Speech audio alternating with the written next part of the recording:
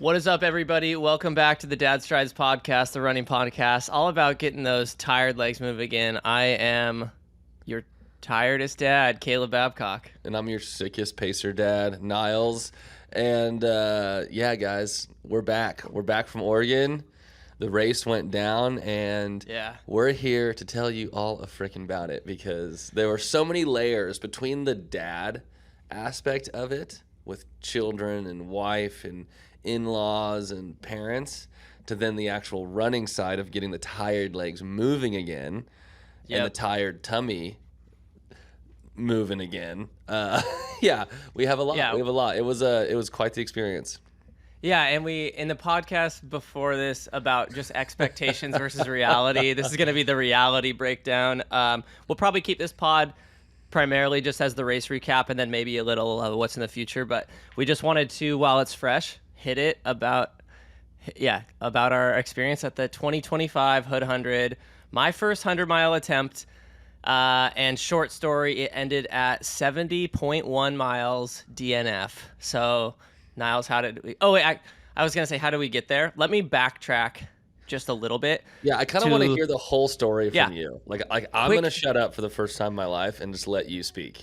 Well, I'll probably sprinkle in some thoughts. You're there the whole time for the race. But backing up to, we recorded the podcast last time, and at the end of that episode, I had hinted that the family was sick.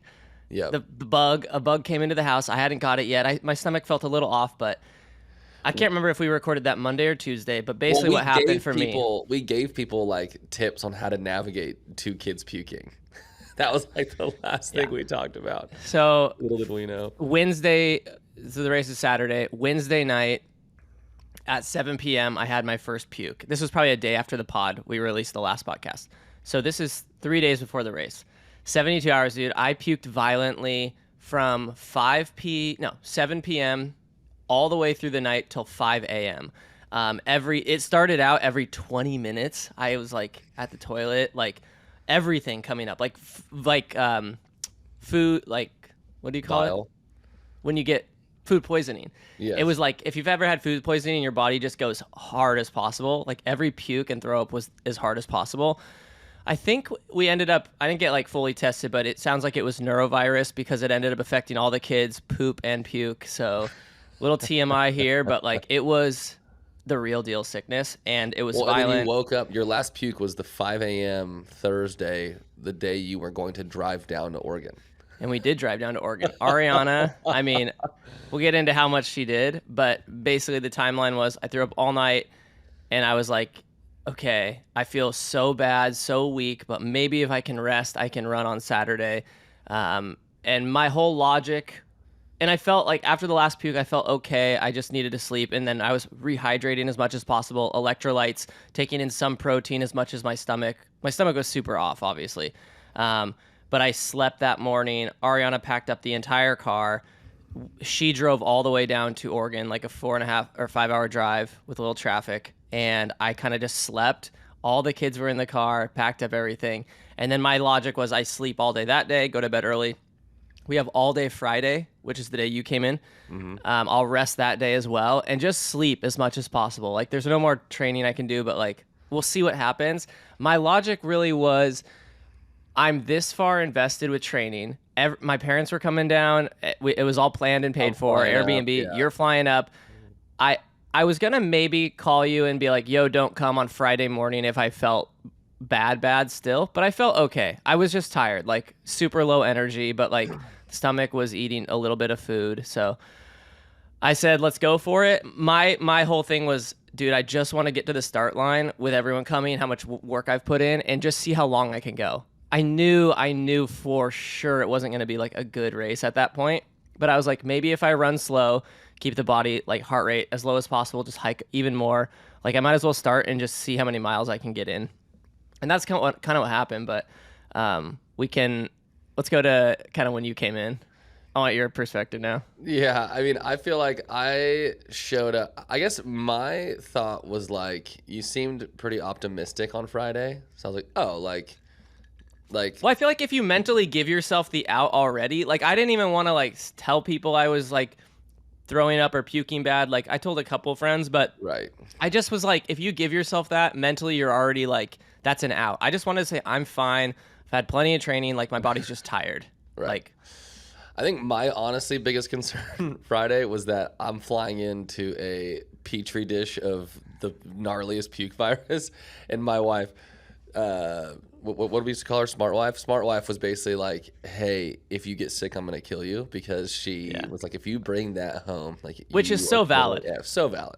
So valid. Like, you're flying to help your buddy run this race. His whole family's throwing up. And continued to throw up. That's the fun part, is the puke didn't stop when the race started. And yeah, for me or for my son. Yeah, or for some of the kids. But yeah, I mean, my perspective was just, one, trying to not get sick and washing my hands, but then just like excited, because I was just like, oh, sick, we get to go pick up the bib. We get to see all these other people who are just running the 100. I did like that it was just one race, because sometimes at these other races, like, there'll be a half marathon all the way up to like 100K, and you don't really know who's running what. So to be at like the bib pickup and see that every single person here has signed up for like the biggest sufferfest of their lives was pretty cool. The event was also bigger than I expected. Dude, it was packed. Yeah, it was really busy, really busy. Yeah, the aid stations, we can get into that too, like weren't the greatest. Like, they were easy to drive to, which we had said, like, oh, it's the crew friendliest 100, which in terms of access is 100% true, but in terms of like parking and just like aid station enjoyment, like, all these aid stations were just like on the side of like a busy highway with people going 65 miles an hour by you. It was like, and it just wasn't. Like, in my mind, I was like, we should be in the woods, like, hanging out, And there was one aid station like that, but other than that, it was just like side of the highway.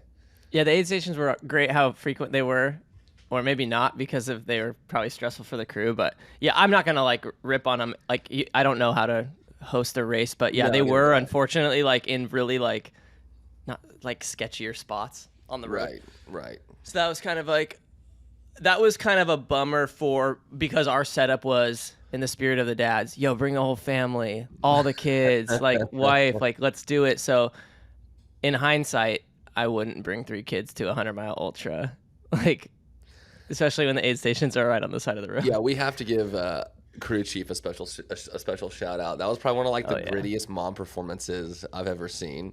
I mean, just to put it in the perspective of a 2.5-year-old and a 4-year-old child, 2.5-year-olds, it was basically like wake up at 3:30 a.m. Which we woke all the kids up. Which already sucks if you're an adult. And then if you're a kid, it just actually you can't comprehend what's happening.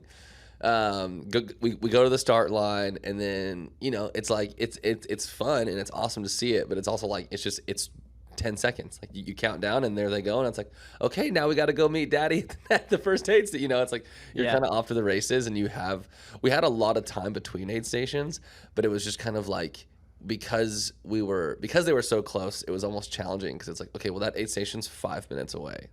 So what do we do for the next hour? Yeah, exactly. We can talk. They powered through for sure. Yeah, it's unbelievable how much Ariana had to wrangle and handle. And honestly, I'm so thankful you were there too, because my parents were there too. They did great. I don't think they fully knew what to expect from the event. Right. And shout out if they're listening. It was so fun to have them there, and they definitely got the full ultra like experience of seeing what the sport kind of is, like a hectic mess of suffering, but also like so inspiring in a way. Yeah, totally. Logistically though, just compared to any like 5K, or I bet some marathons for sure that span through a whole city are logistically hard to just move around as well. But logistics are hard in any endurance events, I think, because it's just so spread out. Yeah, you said cover so much ground. Yeah. So let's just go race day for the memories. Woke up, race was off at 5. Our Airbnb was about 30 minutes away. So I got up at 3, slept like nothing the night before because I was kind of nervous. Again, I also didn't know if like once I started running, literally even 5 minutes, like how is my stomach going to feel? How are my legs going to kind of feel? Because I've been sick. So I hadn't done a step since Tuesday. I thought just because I've always known you to be able to like, you just... Yeah, I feel great. Like I've heard you say that like so many times that like, in my mind I just assumed that you were gonna wake up and be like, yeah, I feel pretty good. But you were really quiet. And I remember, so we like you make your eggs. We kind of everyone has their coffee. Everyone's kind of groggy, and we start to load up in the cars. And I remember I get into the car with your parents, and they are like, like, oh yeah, like he seems like he's ready to go. And I was like, I don't know. He's really quiet. And when Caleb's Yeah. really quiet, he's either exhausted, tired, or feels bad. Like it's like Yeah. It's you're usually usually like feels really bad. chatty and happy to go Yeah. run. Oh, And I you want weren't. everyone. I always want everyone else to be like, "Are you guys excited for this as me?" Because Yeah, it's like, yeah, yeah, I've been looking forward to this for a while. As much as I know I'm gonna go suffer, but yeah, once you have the sick layer on top of it all, you're kind of like the entire morning I was just like thinking about my stomach because I'm like, okay, like you're kind of just that full feeling all the right. time, like when you're sick and you're a little bit tired. But okay, so we get to the start line, we got there perfect timing. Kids are great, honestly. Up to the start, I start with just the belt and a handheld. The first section's like 7 miles with some vert. Beautiful sunrise. A ton of people again at the start area. Gun goes off, and I intentionally go like pretty much mid to backpack. I wanted to start as slow as possible because I had no idea what it was going to be like. And mentally, I was like, I'm going to do this thing, but I'm not going to be competitive. I'm just going to go as slow as I can. Right. So we start, and I get kind of stuck in this Congo line, which was great. So we ended up walking. I was probably in like 100th place or something like that, which was great. My legs actually felt okay. Stomach was okay, but I was just like this. I could feel my face doing this for like the first 5 miles. I was just Right. like Full dead staring. face. I was just out of it kind of. And then beautiful sunrise on the mountain. The thing I also didn't realize was, and we had perfect weather. This race was amazing. Like not too hot, not too cold, no rain, no wildfire smoke, but they had a ton of dust, which is everyone experienced that obviously. But like in the train of 100 people, just the moon dust powder like on these trails was, you're just sucking down dust for 18 hours. But you so I felt came in, okay. yeah, but you So- came into that first aid station. So I saw you guys and again, hour your and a parents- half. Yeah, your parents were like, yeah, he looks great. And I was like, no, he doesn't. Like, he just doesn't. I was like, I just saw your eyes and you kind of had Yeah. this like. I had also Yeah, taken like one fall, which wasn't a big deal. I would have fallen if no That was sickness the second involved aid yet. station, right? That was the second aid station you'd fallen. Oh, it was the second. Yeah. Yeah. Yeah, so I saw you guys at mile 7, and I was right about my split. I mean, I'm running like 11 to 13-minute miles, like not fast. Like if I wasn't sick, I would have gone at least a minute or two faster per mile, most likely. Right. Legs felt totally fine, but yeah, I came in and I didn't realize till I saw your video you posted on my Instagram later. My face, I was just like, yeah. Usually I'd come in and be like, "What's up, guys? First aid station. Like, I'm feeling great. Like, the 100-mile day. Let's do this." Like, you're only an hour and a half into a massive day. With zero hype, and I was like, I was like, "Hey guys, can I get my bike bottle refilled?" I think also a crucial error for me. Well, I definitely know this was a crucial error now at this point. I started off and I had my whole nutrition planned with like pretty high calorie count, like 80 to carb count, 80 to 90 grams of carbs per hour, which is a lot. And I think in all reality, that might have still been too much for like a low RPM effort, even if I wasn't sick. But I took that amount because I had it planned that first when I saw you guys. Yeah, you were so like that already trying to made stay my on the plan, stomach. yeah. That already probably made my stomach kind of angry. Well, on dude, top those of gels, I tried one, and I will they're say, great. no, dude. It is like when it doesn't great. taste like food. It tastes like you're eating like plasma jelly or something. It's like an alien substance, and it's like slime. Well, it's rocket fuel, dude. I know, but it's like I feel like my stomach never really feels great. Like even after it's just like when I'm on those runs. So it's like eating, but like the feeling of real food, is so nice. But it also it's hard to count the carbs on real food. It's hard to know actually what you're doing. So I see you guys. The crew does amazing job. Got my bottles refilled. Niles had my like drink mixture filled up. Ariana's dealing with the kids. My parents said, "Hey," refilled my my regular water bottle. Take off. Anyways, fast forward to mile 16, 17. This is when I start to feel pretty bad, and I knew for like the last 20 minutes I was starting to like really feel it. Like where your stomach, like it all just crawls up higher and higher, and you're like, why is it like right here? And then sure enough, I throw up all over the trail, mile 17 about, violently. And eggs, tortillas, like it also looked kind of like yellowish green. I can't even remember if it might have been the liquid IV, but that's usually colorless. Anyways, dude, so I sat on a log and another runner comes up, taps me on the back. "Are you okay?" This like lady. I'm like, Yeah, I think so. Yeah. Just so out of it still. Because I'm kind of spinning at that point too. So I sat on a log, took like 2 minutes, puked again. I think I recorded a video right after that saying like, I puked 5 times. I don't know if it's my day. I might bail. And I was seriously, so the next time I saw you guys was mile 23. You texted Ariana. So you had spoiled and you were like, hey, just puked. Like, it's not doing good. Not doing good. Yeah. And I was going to call it at that point because I was like, this is what I tried. I tried to see how it went. And clearly, like, the biggest culprit is my stomach. And my legs felt completely fine because I'm trained up good and I've been running really slow and walking a lot already. Mm-hmm. So you're like, all right, well, obviously I have to get to the next aid station where you guys are. Probably within the next 2 miles, because I threw up everything, my stomach started to feel like great. It felt normal. Like that whole pain finally went away. Clearly my legs are good. So I'm descending for like 3 miles down these switchbacks and I'm like, okay, I feel good. Let me just get some ginger ale in. And I was still thinking about dropping though, because it just made sense. And you guys were like, or I was thinking about it, but then I was like, let's go one more section because maybe the stomach will turn around. So I get there, get some ginger ale in me. You get me kind of squared away. Yeah. And then I was like, all right, I'm just going to keep walking. Like, I do feel better. And so I keep going. And that was the section where I came in and I was like, dude, I'm mildly back. Like, everything started to feel, and again, it was all related to the stomach and the energy level. And when you said you were mildly back, that was like 36 or 34, something like that. It was the 4th aid station. And again, just still running like 11 to 13 minute miles, like mostly walk, jogging, all the flat spots. Again, this course too, super runnable. The flowiest trails. It was like the most runnable thing I've ever seen in my life, actually. It was amazing. It was like these perfect grades where you could see how rippable it was. And Caleb the whole time, so fast forwarding a little bit, when I was running with Caleb like maybe 50 times would look at the trail and have a deep sigh like, I bet we could, like these look so rippable. Oh, dude, you could run as fast. I mean, they were like buttery mountain bike trails. Yes. And I think a dude named Mac, when we came into our last aid station, or second to last, we were like, oh, the trails are awesome. And the guy shouted out Mac, the guy that we had met, as like the guy responsible for how good the trails look. So shout out Mac. Oh, really? I don't know if you did it, but I don't know.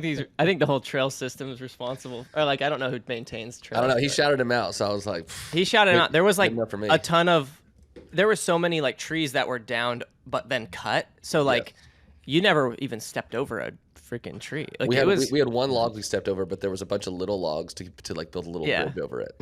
But over the course of that long, close your eyes and run. It was sick. So I get to I feel mildly better aid station after walking. Oh, I sat in a river. Like I fully went, my shoes fully submerged, shorts, because it got pretty hot during the day, and that actually felt really good.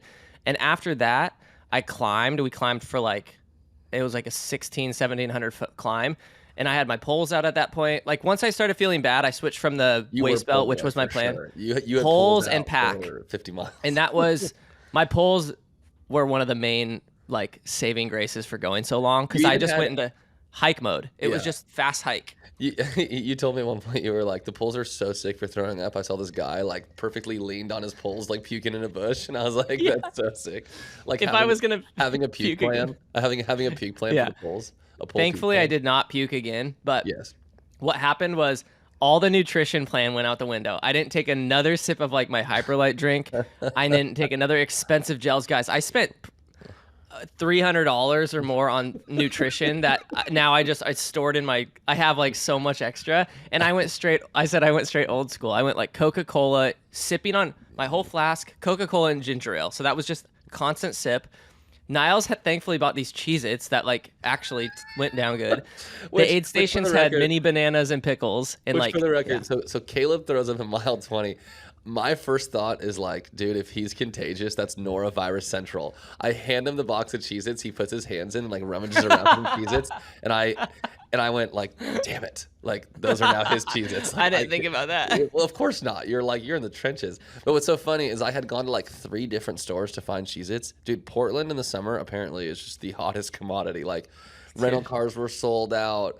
Like the shelves of Walgreens were completely ripped to shreds. The one grocery store near where we were staying had a line of 100 people with one box of Cheez-Its left. It was crazy. So these Cheez-Its became like such a joke between Ariana, the crew chief, and me. And then when we would when you jammed your hand in there, we were like, there's definitely puke on his hand. And he just rummaged the Cheez-Its. Me and Ariana just started dying laughing. What was funny is like the day was so painful for you and for Ariana. Like Ariana, like the kids, no child is gonna like seamlessly walk through a day with like hungry, no naps, hot, and woke up at like 3 a.m. Like schedule completely destroyed. And Ariana handled it like such a champ because, you know, it's like she's worried about you. You know, she is like, you know, right, she might not show it to you all the time. No, She's definitely worried about like your well-being. And then she has this like these two twins like just whining at her ankles, and then Barry just like crying about something. It was just, and my parents were there helping, and that's why I was like, we can do this. Like we have help, all the kids, but in all reality, coming off a week of they were all sick, she was tapped with like her.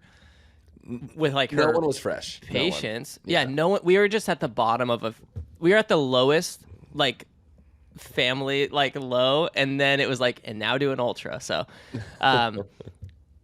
yeah. So okay, where were we? I felt good on the climbs. I climbed out of that one. Well, you met a buddy. I think his name was Luke. Oh yeah, Zach. Zach. So you had a running buddy that you came in to mildly back with. And then you left with him, and it seemed we like stayed together like for a few like sections between crew. Yeah. So when I came in, I was like, all right, well, I'm not quitting. We're gonna keep walking. It was only like maybe like 11 a.m. We left, like we were all like celebrating. Like he's at 35, he feels the best he's felt. Like this is awesome. Like we definitely felt the momentum and like the stoke as the crew when you left that aid station. Yeah, and it was just the balance of finding. Every single time was like, of course we're not in a rush, but it's like what looks good to eat, because I knew I was dehydrated for sure, because I don't know, just like probably low on electrolytes from puking. But so I would chug some liquid IV, drink water, and then the soda. And so we left that one. It got kind of hot during the day. I think we had a couple of decent sections, but it never got better than when I came into that one. As far as my energy level, I think my body after about 50K, 37 miles, I was like, then it started really being like, hey, you're sick. You're going to just kind of 44 and you were like, not as bad, but not as good either. Exactly. Yeah. It's slowly fading. The decline had begun again for sure. So, and then like we said before, it was kind of like, okay, Niles was going to come in at mile 70. Luckily the race did let Pacers come in at mile 55. So then I had a new goal of like, okay, Niles flew all the way out here. He has to like at least hike with me and like not just crew and see some of the trails. Like you got your pacer bib. That became my new goal of like, all right, how am I going to make it to mile 55? So I can pick up Niles. And thankfully they were like, Pacers can come in early and not just at 70, which was the original plan. So I basically hiked myself, I got some running in, again, staying in that like slow range. I would say probably by mile 45, close to 50, then my muscles in my legs started getting sore. I think because they were just zapped. Well, and if you're not feeding the beast, like if the nutrition plan is out the window because of the tummy, it's kind of like everything just starts to fall apart. You know, like exactly. We've both had races now where we haven't eaten well and we've basically just been like near death. You know, it's just like the worst you could feel. So it just makes sense that you're cramping. It's like, do you have enough salt? Do you have enough carbs? Do you have enough all that stuff? It's like, probably not. Yeah. And so I was pretty low coming into then, but I finally made it to where I could pick up Niles. And it was still light out, obviously. But I was like, guys, I need like the longest reset here. Yeah. And then you found the couch. So let's talk about the couch. There was a random couch at this aid station that they set up, and that like saved me. It was like this old next to leather a bar, couch, which seemed kind of rogue. Like there's just a bunch of alcohol. I'm just like, it's like I think it's an ultra thing to like take shots like mid race, or maybe it's a running thing, just as a joke. But sounds brutal. Anyways. You guys didn't have my chair out there, so I was like, I need to sit for I need like 15 minutes to like reset. I need like my body was so low on energy, I was like, had to like, and there was this leather couch. I was like, hey lady, to the aid station lady, I'm like, can I sit in this? She's like, yep, that's what it's for. So I plopped down on that couch. forced myself to have, and I really hadn't had besides like what was in Coca-Cola, like caffeine yet. So I had a Red Bull. My stomach felt pretty decent at that point too, which was You good. had some Like pulled it, pork and some mashed potatoes kind mashed of potatoes, together. pulled pork. You're like I happy that. had a grilled cheese you brought me over. I basically forced myself to eat as much real food as possible and do an actual reset. So I'm like, if I'm gonna actually go out with Niles, like this last 3 miles getting to there was pretty bad. I need like a big energy reset. Like you have 45 miles left. Like Yeah, you have and at a that point, long race left. at that point in my head, I was like, we're finishing this thing. Like I'm moving. Right. We're gonna get to the 100, and but it's gonna be like 30 hours. Right. I wanted to mentally, yeah, and we'll talk about that in a sec. But so I reset. I pick you up. I'm feeling probably pretty one of the better times I felt. Like the first few miles with you, I felt fine. Wait, hold on. Can we back up really quick? Because the aid station before that, was the one where Milo threw up everywhere, and we have to. We need to parallel. Okay, give me your experience. Go ahead. Parallel crew chief's day because crew chief was also in the weeds, about to bonk emotionally. No, basically, so the 44-mile aid station, there's no parking, but we have to get the kids to sleep. So me and Ariana are driving, trying to find parking. We have the AC blasting. Barry's with your parents. They sleep for a nap, right? Like 3 or 4 p.m. And your parents were crushing it with Barry. At one point, your dad was like laying in the grass, like on his tummy, like playing with Barry. Like it was so cute. It was just like they were there, like doing their part, which was awesome. But we're trying to get Milo down for a nap. May had already slept.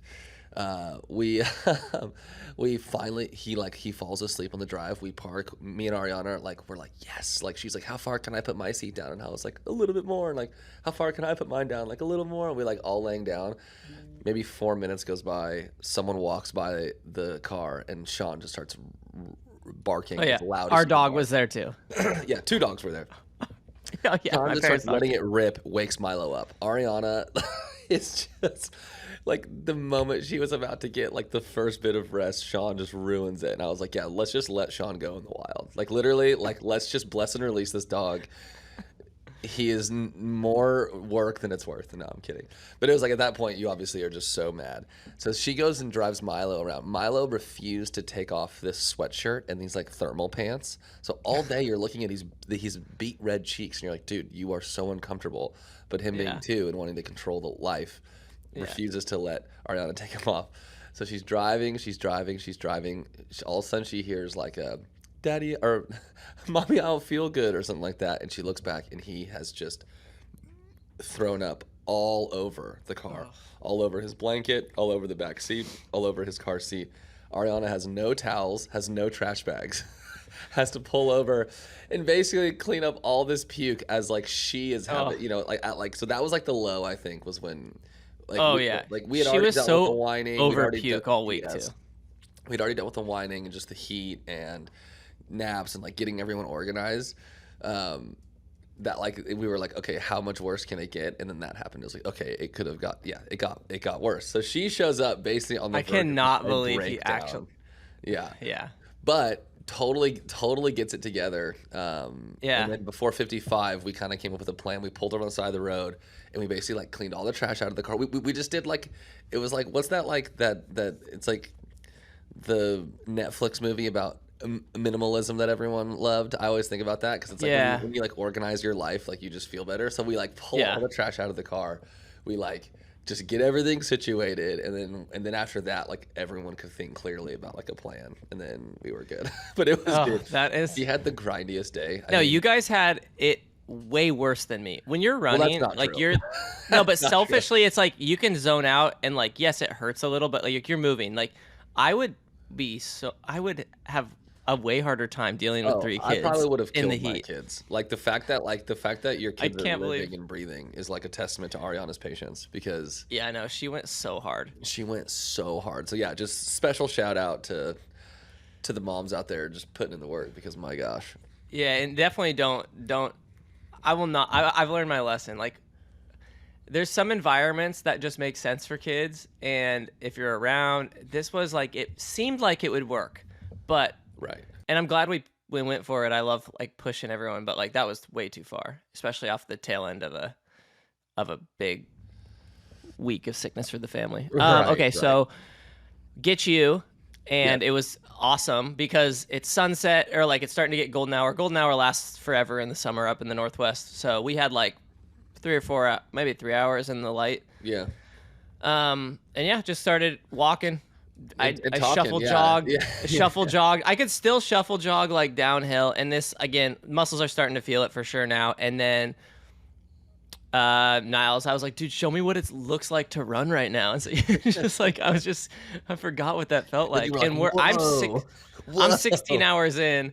Oh, a big mile marker at some point together. We hit my longest run ever, which was over 100K. And I say run, we did it. I mean, it is ultra running, I guess, but it's like you're walking so much, which is, I still have like my track background brain is like, is it really running? Ultra running? Yeah. But it is. And, I mean, that's just what the sport is. And then what else happened during our section? Anything like, no, I think people puking. We saw that one lady. Like well, you just like start to see carnage. Yeah, basically like the first like 5 miles, like we're just kind of cruising. I feel like you were able chatting. to like run a little bit and just chatting. I feel like it was just the morale boost. And then I feel like we got into like a big climb.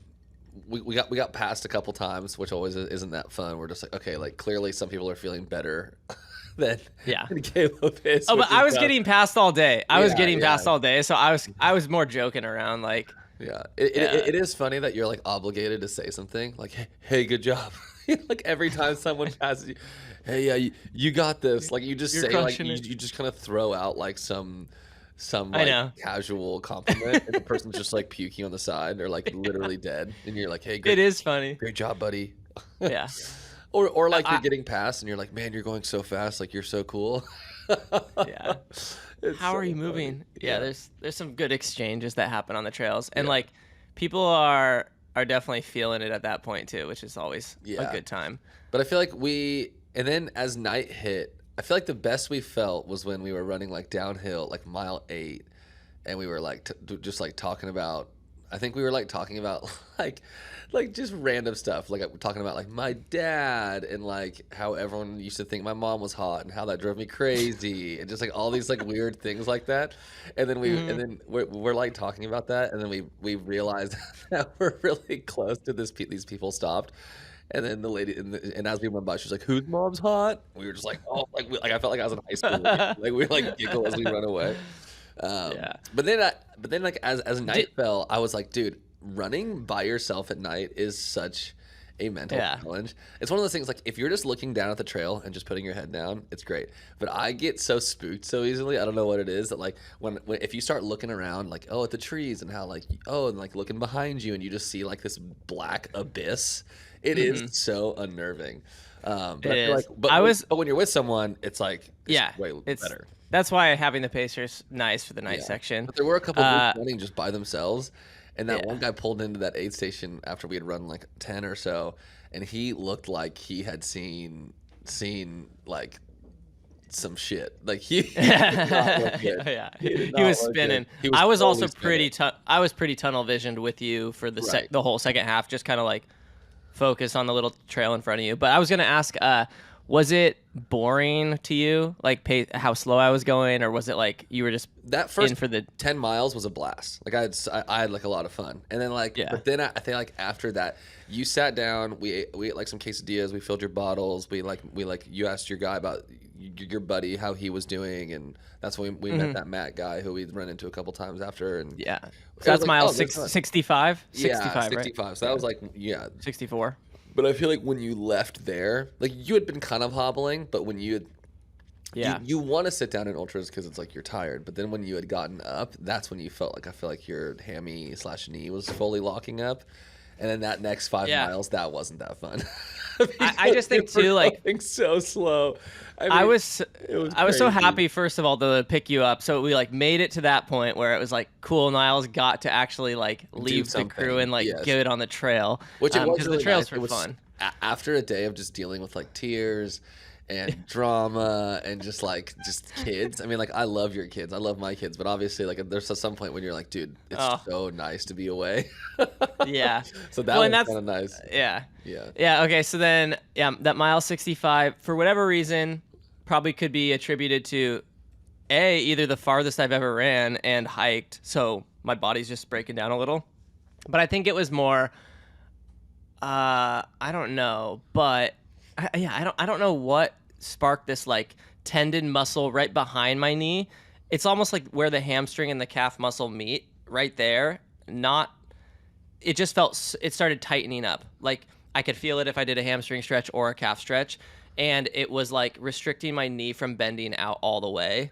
Yeah, probably so because I've been in just this. You were like weird... hobble walking essentially. Like we were maybe doing like a 28-minute mile at that point. Started to get into a limp. Yes. No, limping pretty bad, and that was at mile like 60, just before that aid, so 65, 64. Yeah. Where it got bad, and it started tightening up like quick too. And I took salt. I tried to like rub it a little. Oh no, because I massage gunned it actually at like mile 55. Yeah, I think you had been feeling it, and then it just got progressively worse. Yeah, because you did a lot of massage gunning at mile 55. And so and then fast forward to right now. This is, what is it, Tuesday? Monday? Yeah. Tuesday.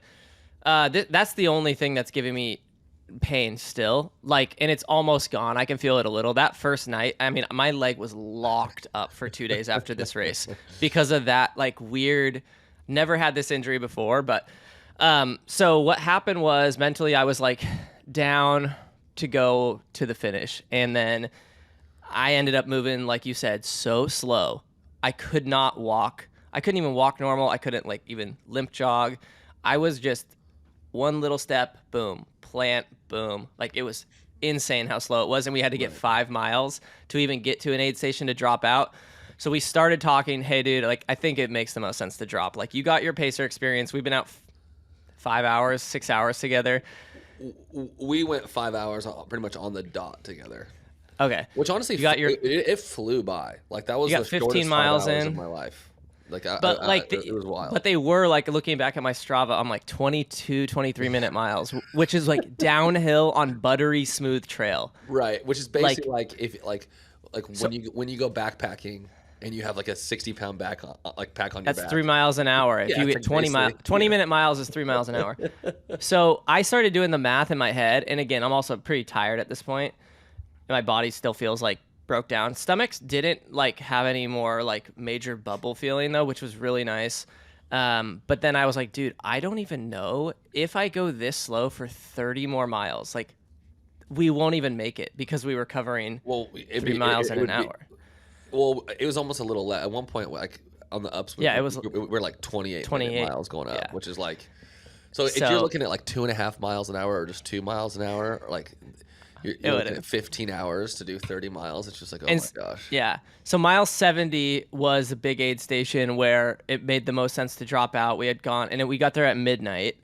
And like I said, in my head, I was like, it was weird because I was like, I'm down to go farther, but then me and you talked about it for like an hour of like, let's drop and I was kind of like, I'm down. I've been saying I'm going to make it all the way most of the day. So, and I felt from mile 20, I truly felt like I went into like a pain cave-esque like grind mode from that mile 23 aid station to then all the way to 70. I'm like, dude, I got my experience of like pushing. I don't need to like, and mostly because we were moving so slow because whatever the leg thing popped up, it just made so much sense to be like, we got such a big experience out of this day.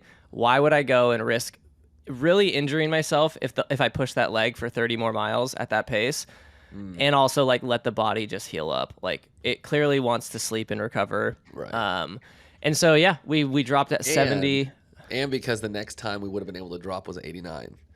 So there was a non-crude aid station like 8 miles away, but the next crude is the place you can only drop at crude aid stations. So well, I think if it was an emergency, you can drop at the others, but like right, but it's I think they're asking you to drop at crude. It's just annoying. So a huge section that would have been like huge section, 6 in the morning, 7 in the morning. And then at Probably. that point, you just have you've 11 more miles. So then it's like at that point, you kind of know you're finishing. So if we would have been able to get through that 19, I think we would have been able to get through all of it. But I also I mean, after 15 hiking, my legs felt pretty fine, but I felt really tired. Like it was like we woke up at 3. Like it's a pretty exhausting day out in the sun. You dealt with the kids and my family all day. It's like I was fresh, quote unquote, but I actually felt pretty tired at midnight. Like I fell asleep in the car immediately when we started driving. Yeah. Where I was thinking, because I had 30 was going to be doable. Like if that had happened at 70 and then we had gone 15, another 15, I would have been totally dialed to do a shuffle run the rest of the way. 45 though, dude, I actually don't know. Like that's farther than I've ever gone. So to me, it kind of was uncharted territory as well. Which is wild. Which is kind of wild. Like they're like, yeah, you can pick up a pacer at 55 and they can technically just go to the end with you. It's like you get a free 50 miler. I talked to a bunch of pacers while we were waiting for you at 55, and no one was going to the end. Just for the record, I think some people had multiple pacers.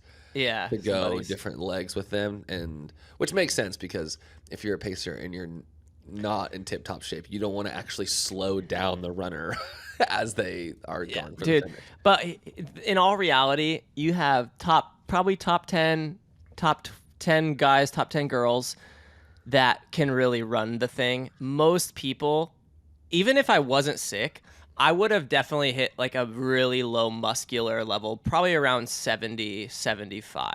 Right. Even if I ran it great, was doing nutrition right, and, in general, having a good day. I was expecting you hit that moment at like 17. Versus like at 70. It was like, Well, I mean, dude, even at 7, when you saw me, I was just kind of like, so bad. Well, and I just loved it. Your mom was so worried about you. She was like, I just want him to come into the aid station so I know he's okay. I was like, oh, that's so cute. I was like, Mom. Yeah. Another like general. We can finish really quick, just the end. So we get to 70. We've already made the decision. I go up to the aid station. Captain's like, yeah, I'm dropping. And they're like, okay, like no problem. And I was so happy with the decision because I did not feel like I gave up. If anything, I feel like I pushed a long time throughout the day. And then it just was like the safest decision. I didn't want Ariana to be out all night again waiting for us at the next crew. I feel like you got some time in on trail, which was a big thing. And then I felt like letting my body just like figure it out. Also, it made me realize how hard hundreds are. I have so much respect for anyone who is even finished one, because me and you went up to the finish line the following day and saw the last few runners come in. I don't even care, like any pace, dude. It's so far and so hard. So I have so much respect. And then I have even the pros I like follow, watching on YouTube or whatever. The fact that they're running fast for an entire 100 is also mind blowing. Well, the guy who won ran it in 16:08 and never needed a headlamp. Which is really just unbelievable. I mean, but those trails were so rippable. The trails were very rippable. The vert was never too steep. Where if you were in the best shape, like pro shape, there was never or in my 15 miles that I saw, there was never something that you actually couldn't run. You know what I'm saying? Yeah. If we go run the Rut, or we go to Tushers, or we go to Backcountry Rising, these races we keep talking about, like there's sections where there's just you can't run.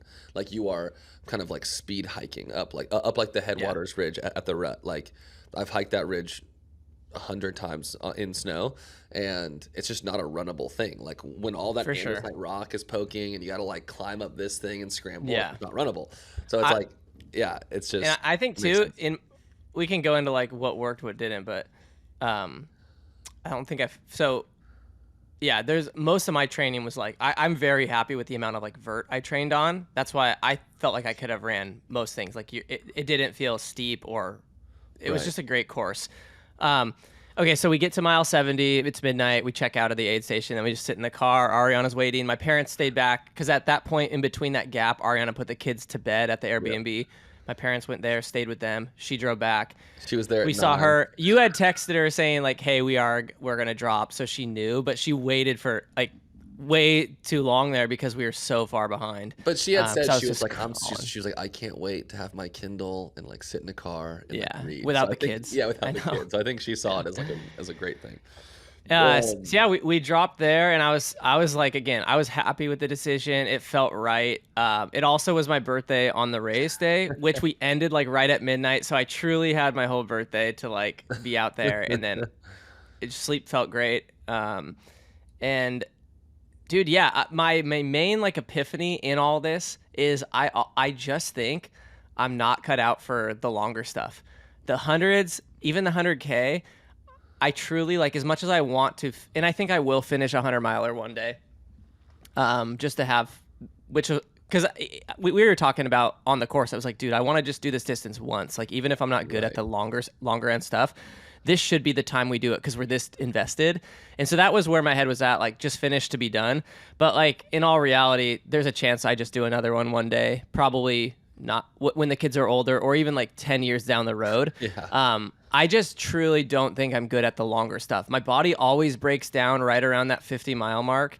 So I'm like, dude, I just want to run, and I'm kind of like default faster. Yeah, yeah. And I'm like, I might as well enjoy running. 50K. Yeah, so it's like 50K. Yeah, and 50K is still like far. Like I can go train then, like as much as I want. Most of my runs I do anyway. I'm like, dude, I love running 10 to 15 miles in the mountains. I like running a hard 20 miles, but it's like, some people's bodies can just handle that 100-mile distance. And even if I wasn't sick on top of this, I know I would have been, that back half would have still been really hard for me on such a runnable course. But like, think about, you went 50 miles basically in the pain cave. If you had been healthy, you absolutely would have finished, because you would have felt good like the first 40 and then been in the pain cave for the last 50, and then you're at 90, and then it's like, I felt like I did the equivalent mentally and like on my body in 70 as I did of like a healthy 100 kind of. Totally. So I don't know time, and you can't actually say because it didn't happen. But where my head was at, I was like, I'm pretty happy with this, and I feel like I feel like my effort was about the same as doing the 100-mile effort. So, dude, it was an absolute. Everyone went through an ultra. I mean, you guys crushed it. It was so intense with the kids. Yeah. My takeaway is I still never want to do one. I didn't want to do one before, and now I'm like, yeah, hell no, I'm not doing that. Yeah, but it did get you stoked on like general running. Yes, I think. I've just talked about doing the rep for forever. And it's funny how you see that, like, you know, I run 15 miles with you.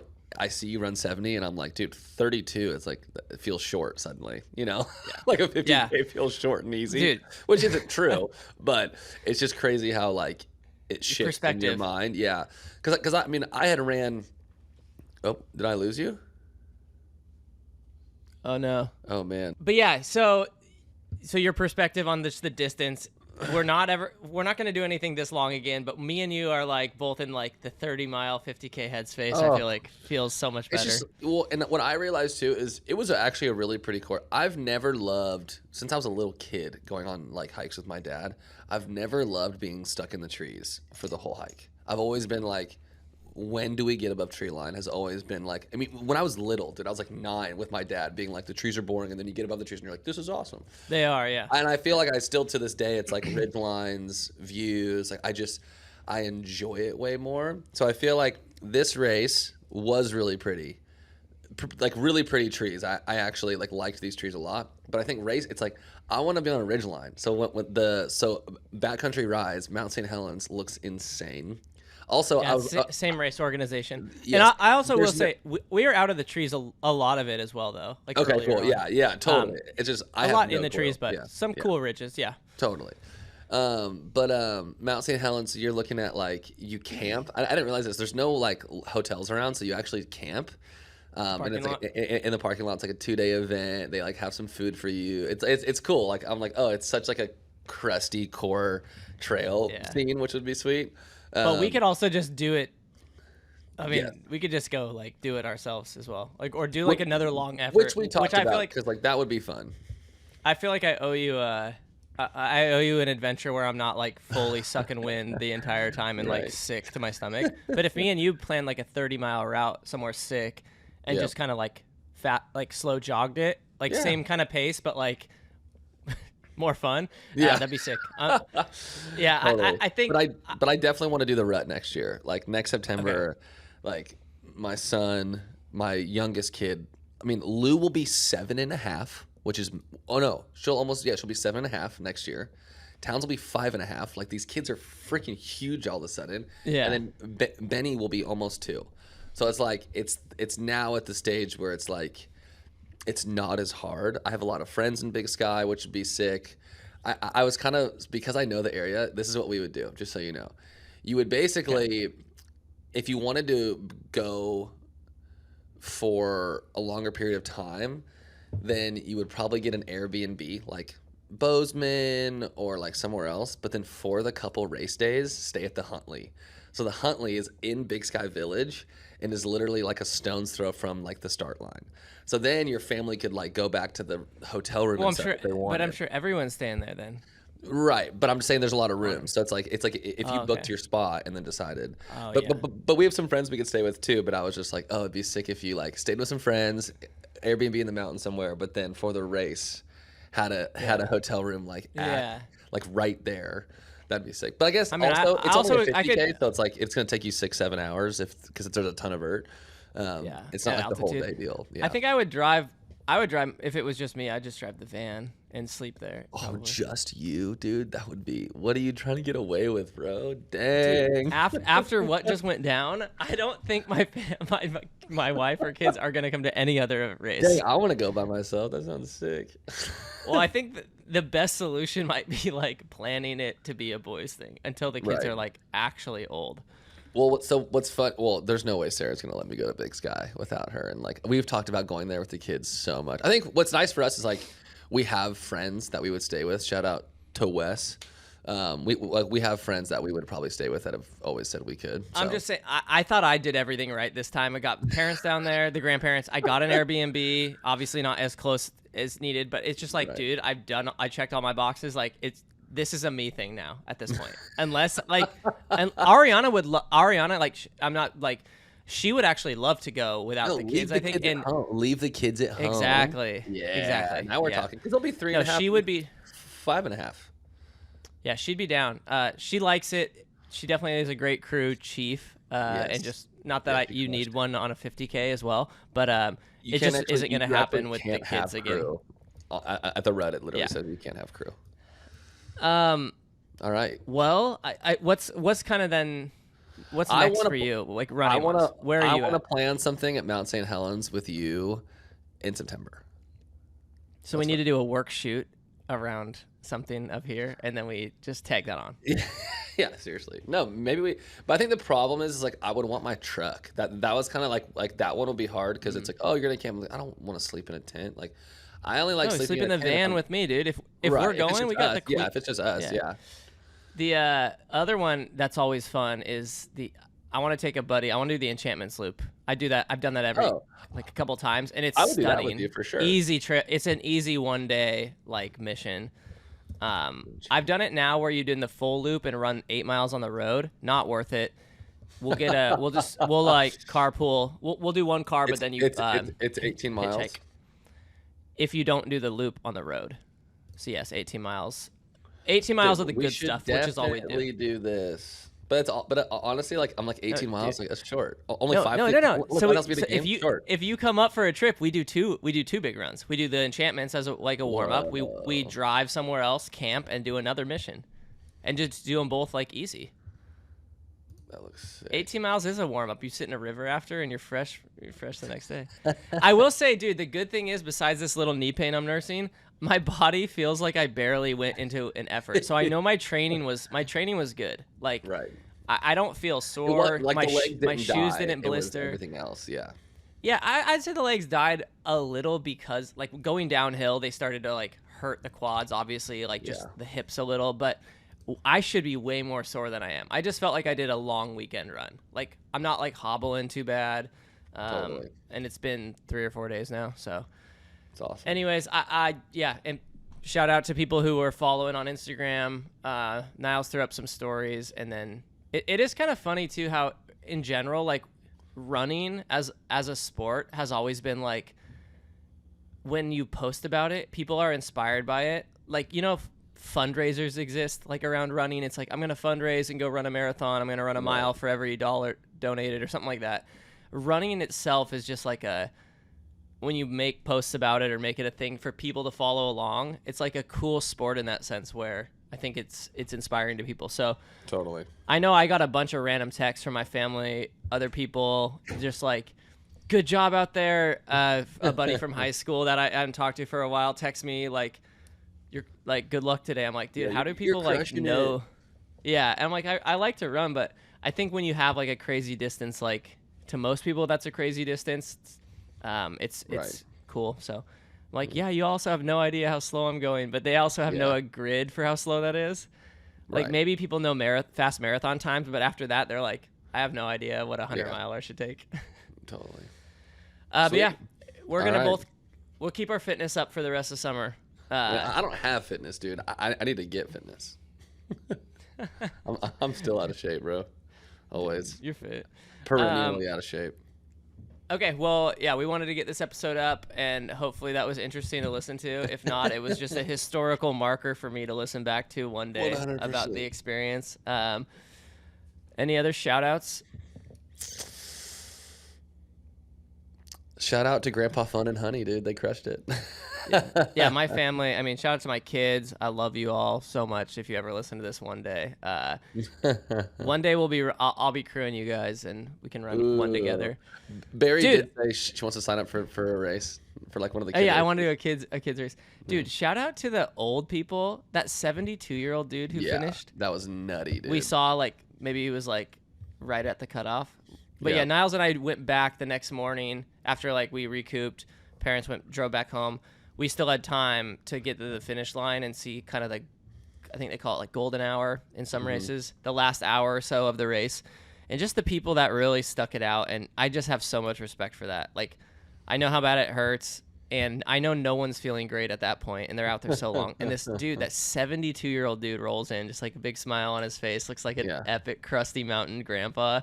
I'm like, man, that is like my hero. And the announcer was like, his first his ultra sign up race is going back to 1985, which is older than we are. So 1985. I'm like, I didn't even know they existed then. So yeah, pretty cool. All right, y'all. Well, thanks for listening, and yeah, we'll catch you in the next one. All right, peace. Later.